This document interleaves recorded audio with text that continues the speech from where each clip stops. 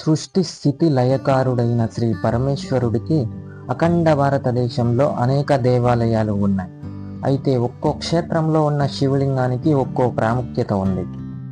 మనకు పంచభూత లింగాలైన పృథ్వీలింగం, ఆకాశలింగం, జలలింగం, తేజోలింగం, ఇంకా వాయులింగం ఇలా పంచభూతాల్లో ఒక్కటైన ఇంకా దక్షిణ కాశీగా పిలువబడే శ్రీకాళహస్తి టెంపుల్ గురించి తెలుసుకుందాం.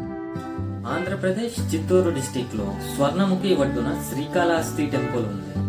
పంచభూతాల్లో ఒక్కటైన వాయులింగం ఇక్కడ పూజలు అందుకుంటుంది. శ్రీకృష్ణదేవరాయలు నిర్మించిన గాలిగోపురం ఇంకా 1000 కాళ్ల మండపం ఈ గుడికి ఎంతో ప్రత్యేక ఆకర్షణ.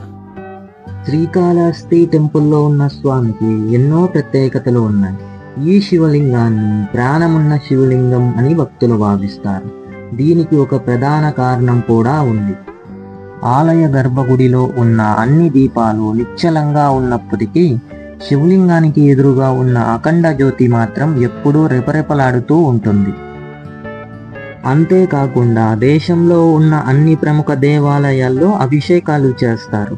కానీ ఇక్కడున్న శివలింగానికి మాత్రం అర్చకులతో సహా ఎవరూ తాకరు. ప్రతిరోజు అర్చకులు తాకకుండానే పచ్చకర్పూరంతో అభిషేకిస్తారు.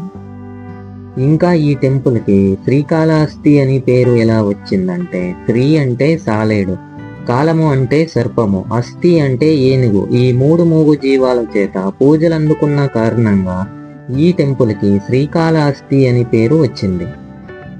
ఇంకా స్వామికి ఉన్న నవగ్రహ కవచం వల్ల రాహుకేతువు ఇంకా అన్ని గ్రహాలు స్వామివారి ఆధీనంలో ఉంటాయి. అలాగే జ్ఞాన పరశురాంబాదేవికి కూడా కేతువు వడ్డానంగా ఉంటుంది. ఇందువల్ల ఇక్కడ రాహుకేత పూజ ఇంకా సర్పదోష పూజలకు ఎంతో ప్రసిద్ధి. సాధారణంగా గ్రహణం టైంలో అన్ని దేవాలయాలు క్లోజ్లో ఉంటాయి. అయితే ఇక్కడ మాత్రం గ్రహణం టైంలో కూడా స్వామివారికి పూజలు జరుగుతూ ఉంటాయి. ఎందుకు అంటే గ్రహాలు స్వామివారి ఆధీనంలో ఉంటాయి. ఇంకా పాతాళ గణపతి, వల్లభ గణపతి, సుబ్రహ్మణ్యేశ్వర స్వామితో పాటు శనీశ్వర స్వామి, అలాగే ధర్మరాజు ఇంకా యమధర్మరాజు స్థాపించిన శివలింగాలను కూడా మనం దర్శించుకోవచ్చు.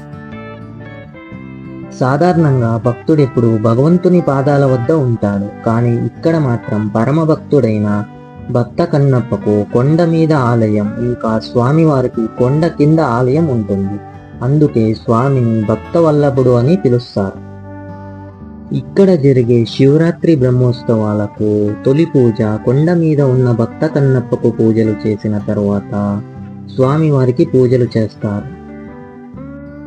ఇలాంటి ఎన్నో విషయాల గురించి ఇంకా శ్రీకాళహస్తి టెంపుల్లో రాహుకేత పూజ అలాగే సర్పదోష పూజల గురించి మనం ముందు వీడియోస్లో తెలుసుకుందాం. అందుకు వీడియోని లైక్ చేసి మన ఛానల్ని సబ్స్క్రైబ్ చేసుకోండి. Thanks for watching.